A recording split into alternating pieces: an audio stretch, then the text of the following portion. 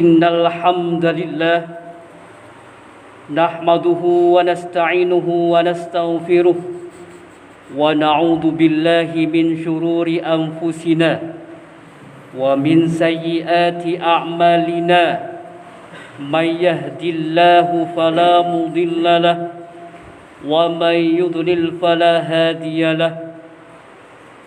Ashhadu an la ilaha illallah wahdahu la syarika lah wa ashhadu anna Muhammadan abduhu wa rasuluh. Allahumma salli ala sayyidina Muhammadin sahibil busra salatan tubashiruna biha ahlana wa awladana wa muallimina wa talabatana wa talibatina min yaumina hada ila yaumil akhirah. Ittaqullah haqqa tuqatih wa la tamutunna illa wa antum muslimun. Ma'asyiral muslimin wa zumratal mu'minin rahimakumullah. Segala puji dan syukur kita panjatkan kehadirat Allah Subhanahu wa taala yang telah melimpahkan berbagai nikmat kepada kita yang kita dapatkan yang tidak mampu untuk menghitungnya. Di antara nikmat terbesar yang Allah taala karuniakan kepada kita adalah nikmat hidayah iman dan Islam, keamanan dan kesehatan. Dengan semua nikmat tersebut, kita bisa hadir ke Masjid Al-Hidayah yang kita cintai ini, yang diberkahi ini dengan mudah dan aman untuk melaksanakan salah satu syiar dan kewajiban agung dalam Islam, yaitu ibadah solat Jum'ah. Salawat dan salam semoga senantiasa terlimpah kepada Nabi kita yang mulia Muhammad sallallahu alaihi wasallam, keluarganya, para sahabatnya, dan setiap muslim yang mengikuti jalan hidup beliau dengan sebaik-baiknya hingga akhir zaman. Tak lupa kami wasiatkan kepada diri saya pribadi dan jamaah sidang Jum'ah yang berbahagia semuanya agar senantiasa bertakwa kepada Allah dimanapun kita berada. Sesungguhnya takwa adalah sebaik-baiknya bekal untuk mengarungi kehidupan ini dengan penuh keberkahan dan keselamatan serta untuk kembali ke akhirat nanti. Ma'asyiral muslimin wa zumratal mu'minin rahimakumullah. Artinya tahun Masehi sudah berganti dari tahun 2021 menuju tahun 2002 saat ini. Sistem penanggalan yang dijalankan hampir seluruh masyarakat dunia pada hari ini. Usia sistem penanggalan Masehi sudah sangat lama. Ia sudah dipakai sejak lebih dari 4 abad yang lalu. Kalender Masehi yang kita kenal juga dengan istilah kalender Gregorian atau kalender Barat pertama kali digunakan pada tahun 1582. Berdasarkan keterangan dalam Ensiklopedia Britannica, penanggalan Masehi ini dibuat berdasarkan sistem penanggalan matahari atau Syamsiyah dengan menggunakan hitungan waktu bumi berputar mengelilingi matahari. Sistem penanggalan Masehi ini sebenarnya ada kaitannya, ada korelasinya, ada hubungannya dengan keyakinan kelahiran Nabi Isa alaihissalam atau Tuhan Yesus Kristus menurut agama Kristen, bukan murni berbasis saintis. Ma'asyiral muslimin wa zumratal mu'minin rahimakumullah. Kiai Haji Khalil Nafis PhD, salah satu alumni Harvard University Amerika Serikat, salah seorang ulama dari Nahdlatul Ulama, mengingatkan umat Islam agar tidak terlibat dalam setiap aktivitas yang terkait dengan perayaan Tahun Baru Masehi, karena itu bukan hari raya umat Islam. Beliau menyampaikan perayaan tahun baru tersebut bukan milik umat Islam. Tahun baru Masehi adalah tahun umat Kristiani yang menghitung awal tahun dari kelahiran Nabi Isa.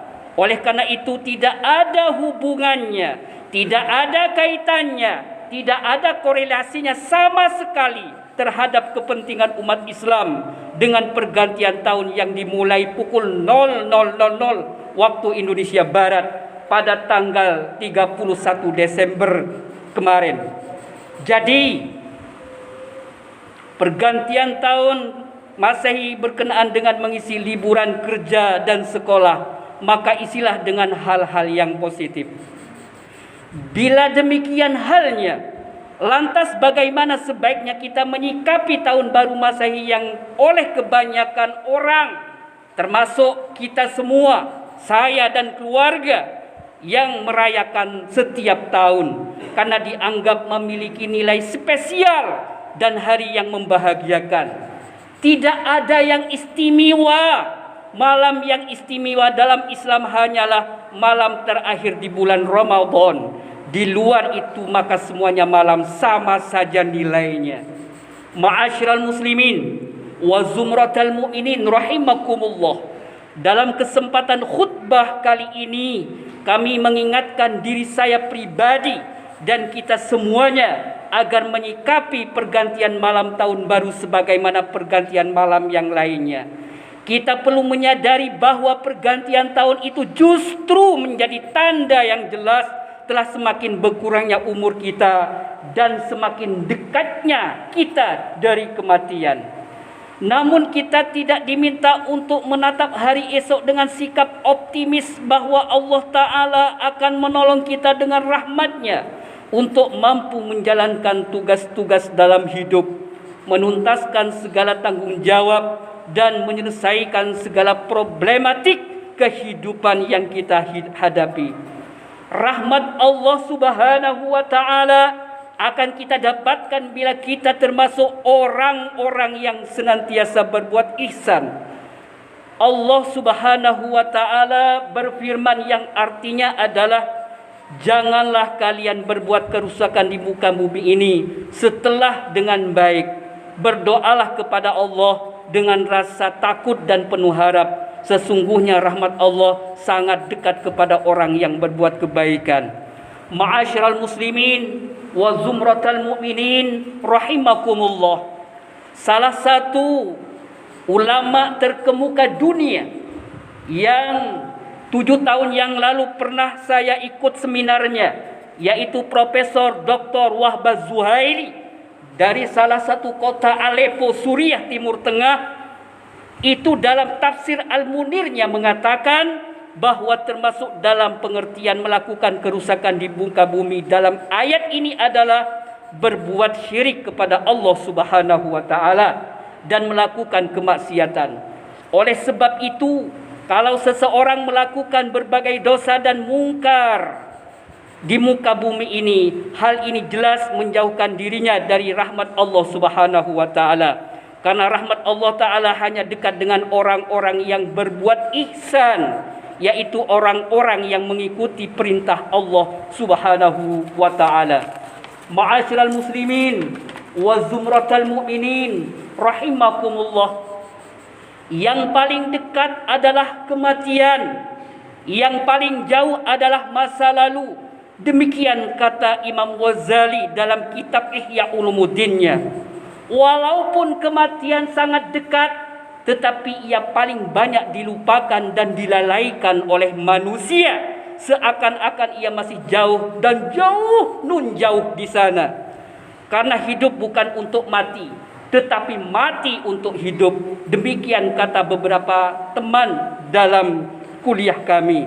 Dan katanya lagi, jangan sia-siakan hidup dengan menyesali setiap perbuatan apapun. Buatlah hidup itu happy and endingnya. Hidup bukan hanya persoalan bertahan hidup, tetapi bagaimana mengisi hidup. Banyak manusia hidup dari tahun ke tahun dan sampai pada tahun baru berikutnya. Entah apa kemudian berubah dari silih bergantinya. ia dari tahun-tahun kemarin, termasuk saya sendiri yang menjadi khutbah kali ini. Jadi saya terus terang tidak ada karya untuk dinikmati anak cucu saya tahun-tahun kemarin untuk masa depan kita. Ma'asyiral muslimin wa zumratal mu'minin rahimakumullah. Setiap awal tahun ia rayakan, bukan ia tangisi. Jelas-jelas umur sudah berkurang, masih saja tersenyum. Bertambah umurnya, bertambah dekat dengan kematian, maka Ibnu Mas'ud sangat menyesali hidupnya setiap matahari tenggelam. Tiada yang kusesali selain keadaan ketika matahari tenggelam. Ajalku berkurang, namun amalku tidak bertambah, tandasnya.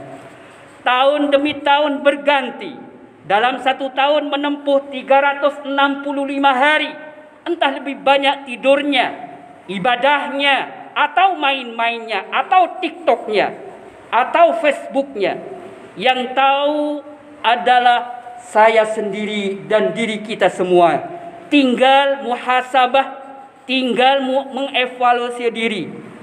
Seandainya tidur 8 jam dalam sehari semalam, maka tinggal menghitung berapa tahun yang ia tidur dalam hidupnya.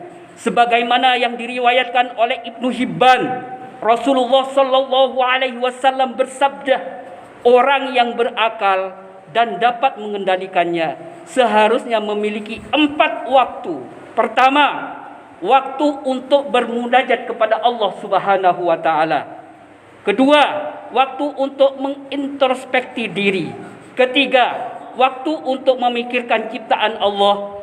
Dan yang terakhir adalah waktu untuk memenuhi kebutuhan jasmani dan dari minuman dan makanan untuk kesehatan kita. Ma'asyiral muslimin wa zumratal mu'minin rahimakumullah. Tahun baru kemarin itu untuk apa?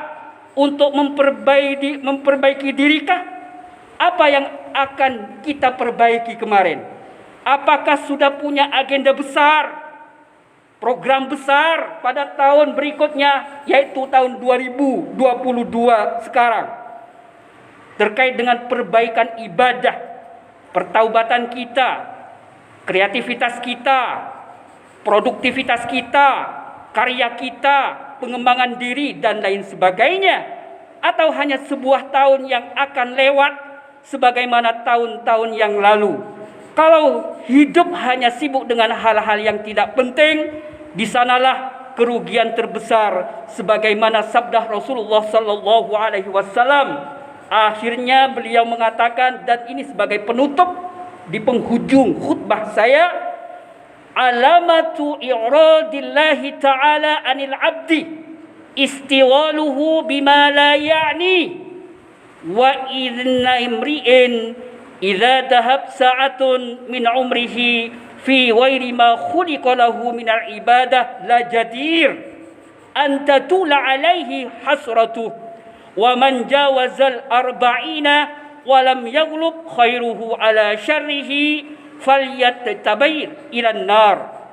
Yang artinya adalah tanda berpalingnya kita dari Allah Subhanahu wa taala, atau tanda berpalingnya Allah kepada kita sebagai hambanya adalah dia hamba disibukkan dengan sesuatu yang tidak bermanfaat, dan sesungguhnya orang yang telah kehilangan sesuatu dari umurnya untuk selain ibadah tentu sangat layak baginya kerugian yang panjang.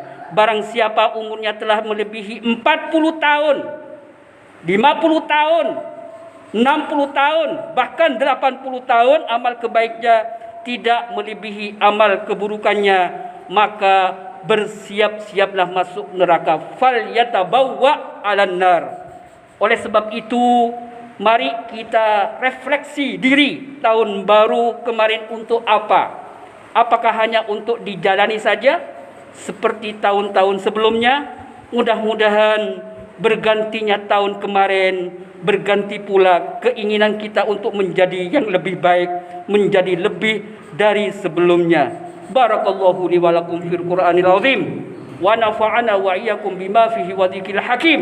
wa taqabbal minna innahu huwas samiul alim.